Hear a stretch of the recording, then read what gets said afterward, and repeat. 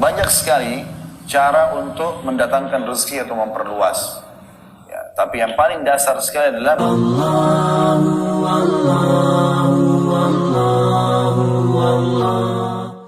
Nabi SAW mengatakan siapa yang ingin dilapangkan rezekinya. Fahami dulu makna rezeki. Rezeki itu jangan selalu relevansinya hanya duit. Rezeki itu luas kan. Semua yang dibutuhkan oleh makhluk untuk kehidupan dunia ini namanya rezeki. Makhluk, bukan cuma manusia. Yang dibutuhkan oleh hewan, tumbuh-tumbuhan, semua yang dibutuhkan untuk roda kehidupan di muka bumi namanya rezeki. Maka cahaya yang bisa menerangi bumi ini sehingga semua makhluk bergerak, beraktivitas, rezeki. Adanya api, rezeki. Adanya air, rezeki. Semua itu rezeki. Banyak sekali. Ya, salah satu substansialnya kalau di alam manusia adalah harta. Tapi banyak sekali selain daripada harta itu bagian kecil. Kenapa saya sebutin ini teman-teman? Karena banyak orang dia tidak merenungi, dia tidak bahkan bersyukur dengan nikmat Allah karena bagi dia itu belum rezeki. Bagi dia harus duit baru rezeki. Tapi sehatnya badannya, berfungsinya anggota tubuhnya, lengkapnya fasilitas di sekitarnya dari udara, cahaya, air, api, ini semua bukan rezeki. Ini pemahaman yang keliru. Makanya dia jarang sekali mengucapkan alhamdulillah. Karena dia menganggap rezeki hanya materi, ini keliru. Ini harus diluruskan dulu. Ya. Makanya Nabi SAW memastikan siapa yang bangun tidur di pagi hari, badannya sehat, dia punya makanan hari itu, ya, maka dia seperti telah memiliki dunia dan apapun yang ada di dalamnya. Jadi Allah SWT menjadikan patokan sehatnya badan, adanya makanan hari itu, adanya naungan tempat tinggal, itu cukup. Walaupun cuma kontrak, ya. Belum tentu teman-teman orang juga punya rumah besar lalu kemudian bahagia, belum tentu. Banyak orang yang subhanallah rumahnya besar, di atas meja makan ada sekian banyak jenis makanan, ya, tetapi ternyata permasalahannya adalah dia tidak bisa makan karena ada penyakit kronis. Ada orang tukang sampah, tangannya kotor, makan makanan bekas, kadang-kadang nggak cuci tangan, sehat. Kuasa Allah SWT. Kebahagiaan bukan dari penampilan. Walaupun penampilan dalam Islam juga dianjurkan untuk dijaga. Tapi jangan sampai anggap remeh teman-teman. Ya. Ada orang hanya menilai, oh ini mukanya serem nih, berarti jahat orang ini. Enggak, belum tentu. Mungkin mukanya seperti itu. Kebetulan Anda pernah nonton film Bajingan, mirip dia. Lalu kita anggap, ini kayaknya penjahat nih. Bahkan kebanyakan artis itu melakukan actingnya, itu sebenarnya bukan dia. Cuma cerita. Tapi orang bisa merekam, oh ini orang jahat nih. Ya, dan seterusnya. Maka ini bahaya sekali. Jangan sampai menilai orang dari penampilan saja. Ya. Baik, itu rezeki harus difahami. Dan banyak sekali cara untuk mendatangkan rezeki atau memperluas. Ya, tapi yang paling dasar sekali adalah mensyukurinya. Selalu kita mengatakan alhamdulillah, alhamdulillah. Bahkan sesuatu yang sering kita anggap buruk itu rezeki. Seperti misalnya rasa lapar, haus, capek, ya. Kita kan selalu kalau lapar bilang apa? Aduh, lapar. Capek, aduh, capek, ya. Haus, aduh, haus misalnya. Itu kan berkeluh kesah. Tapi teman-teman tahu nggak kalau ini semua nikmat? Karena kalau tidak lapar nggak enak makan. Kalau tidak haus nggak enak minum. Kalau nggak capek nggak enak istirahat. Sekarang kalau kita udah makan 2 piring, udah kenyang. Ditawarin lagi makanan, ayam bakar, sate, masih mau makan? Tapi coba kalau lagi lapar, dapat nasi sama tempe, sambal aja enaknya luar biasa. Berarti kalau lapar harus bilang apa? Alhamdulillah lapar. Itu. Lah iya, karena itu fasilitas untuk nikmati nanti makanannya. Karena kalau kita lapar biar dapat roti potongan dari teman, luar biasa nyamannya. Kan gitu.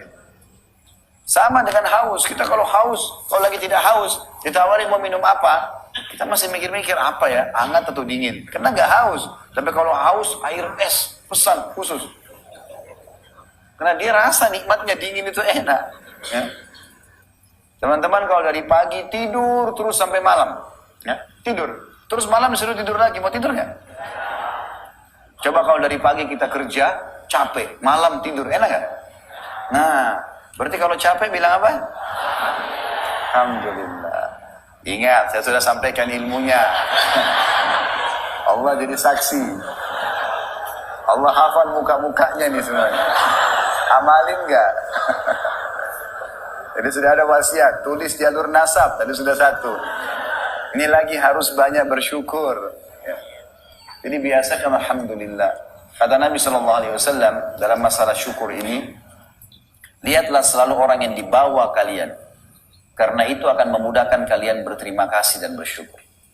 Kalau kita pakai motor, lihat orang yang pakai sepeda. Jangan lihat orang yang pakai mobil, kita nggak akan bersyukur.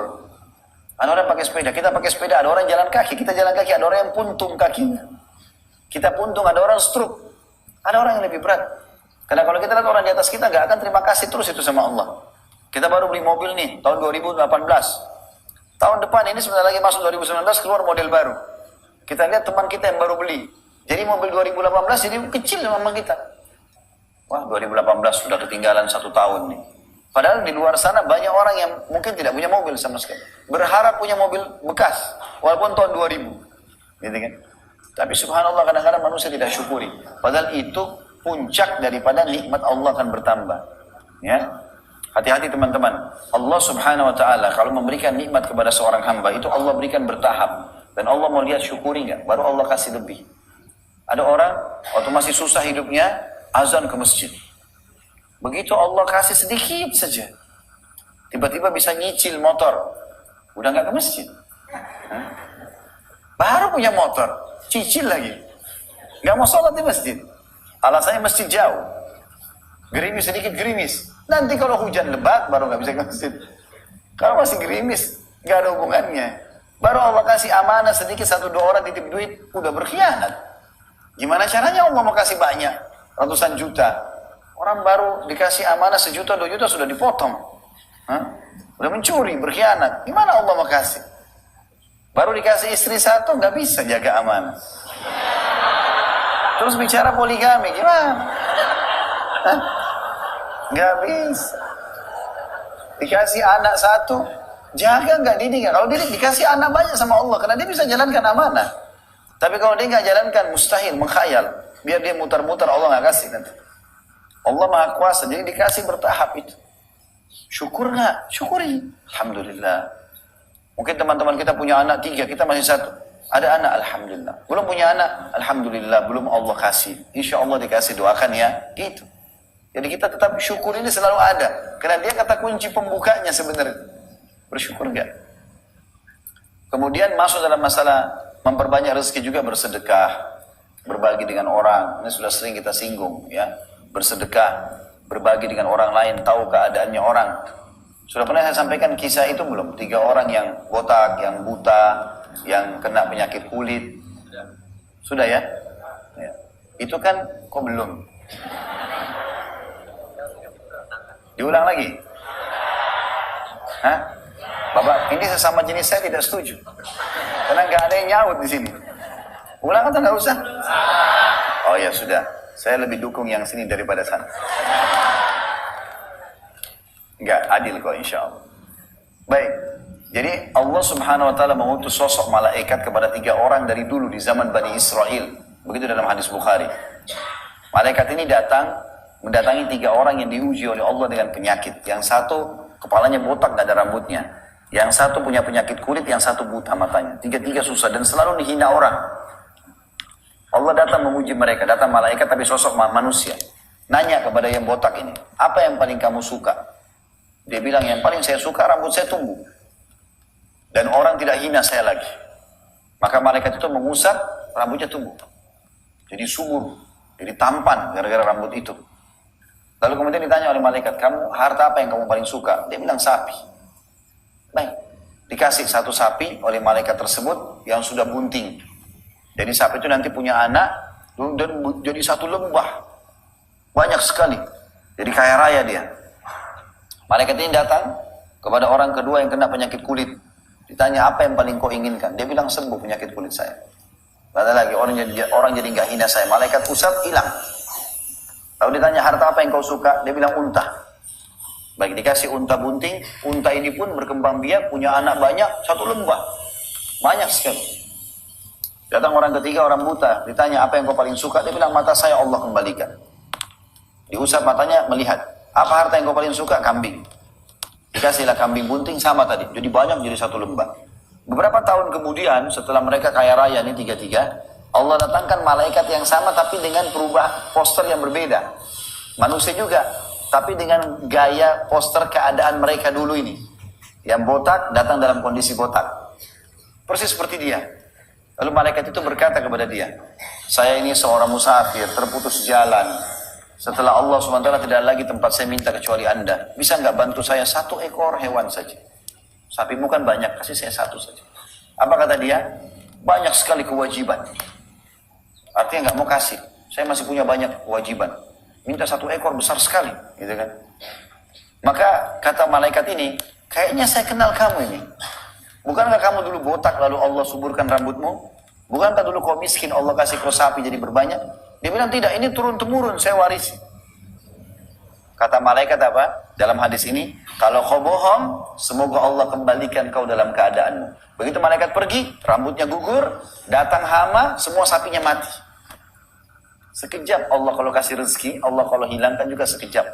Sekejap, teman-teman sekalian, syukur sama Allah, Allah kasih. Lalu datang malaikat ini kepada orang yang tadi kena penyakit kulit yang kedua. Dengan posisi yang seperti dia, menjijikkan sekali. Orang semua menjauh karena menular. Lalu malaikat datang mengatakan kepada dia, tolonglah saya seorang musafir. Tidak ada juga orang yang mau bergaul dengan saya. Gitu kan? Saya butuh sekali perjalanan ini. Seekor hewan. Untanya banyak. Kasih saya 1 ekor. Gitu kan? Untuk bantu saya. Setelah Allah SWT cuma kamu bisa bantu. Dia bilang banyak kewajiban. Sama jawabannya dengan tadi. Saya banyak kewajiban, banyak saya nggak bisa kasih. Kata dia, malaikat ini, bukankah saya kayaknya kenal kamu ini. Kamu dulu orang seperti saya, punya penyakit sopak. Kulitnya rusak. Panuan, rusak kulitnya. Kamu dulu begitu. Sampai Allah sembuhkan. Bukankah dulu kau miskin lalu dikasih itu unta? Dia bilang tidak, ini turun-temurun saya ambil. Warisan. Kata malaikat, kalau kau dusta, semoga Allah kembalikan kau dalam keadaan yang pertama. Maka dia pun, pada saat malaikat pergi, kulitnya jadi rusak. Kembali semuanya, semua hewannya kena hama mati. Datanglah malaikat kepada orang yang ketiga. Kemudian yang buta tadi lalu mengatakan dalam kondisi buta. Seperti keadaan dia awal. Lalu menanyakan kepada dia, sungguhnya saya seorang musafir. Tidak ada setelah Allah SWT kecuali kamu yang bisa bantu saya. Maka saya butuh 1 ekor kambing saja. Bantu saya. Kata si buta ini berbeda. Dia mengatakan apa? Sungguh aku telah tertimpa seperti yang menimpamu dulu.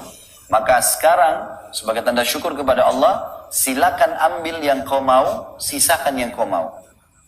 Artinya kau mau ambil semua juga kambingku silakan, kau mau sisain buat saya 1-2 ekor juga nggak apa-apa, nggak mau sisain juga nggak apa-apa.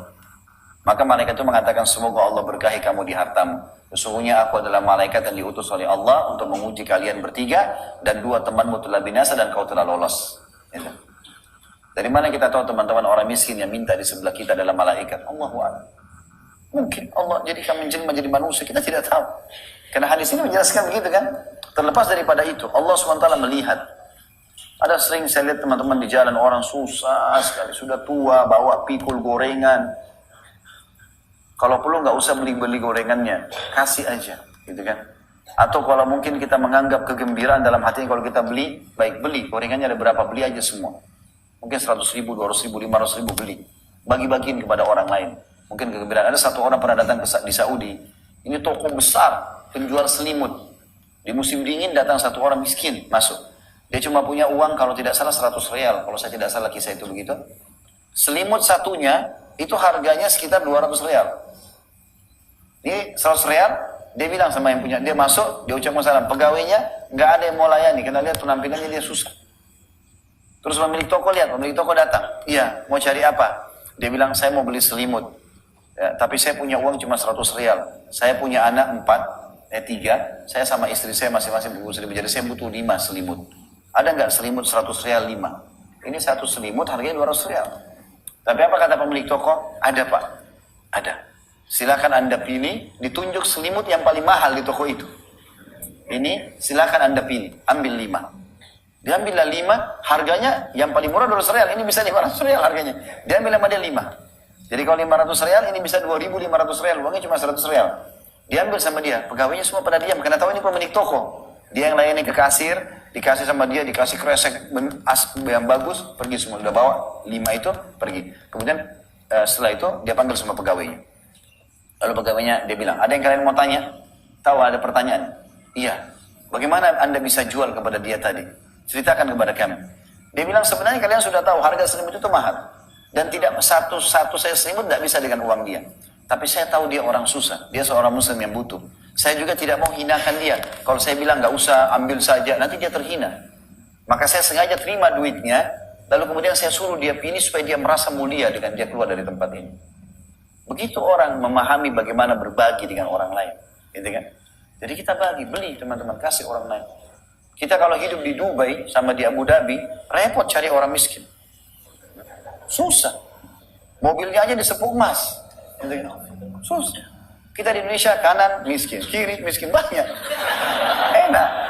Kasih enak. Pintu surga banyak sekali di kita. Karena kalau tidak ada orang miskin susah kita juga. Nyari pahala sedekahnya dari mana? Sementara itu kunci kita dapat rezeki kan gitu. Jangan lagi dipelintir perkataan saya ini dianggap Indonesia semuanya miskin, tidak. Maksud saya mudah ditemukan, ya kan? Banyak saya kalau pulang pengajian selalu ada saja.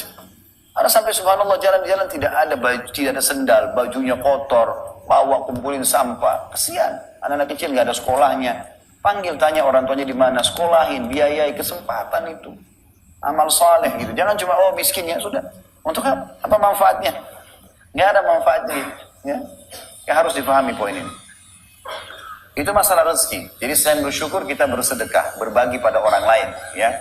Itu insya Allah 2 hal yang saya sangat yakin bisa memudahkan kita untuk memperbanyak rezeki itu.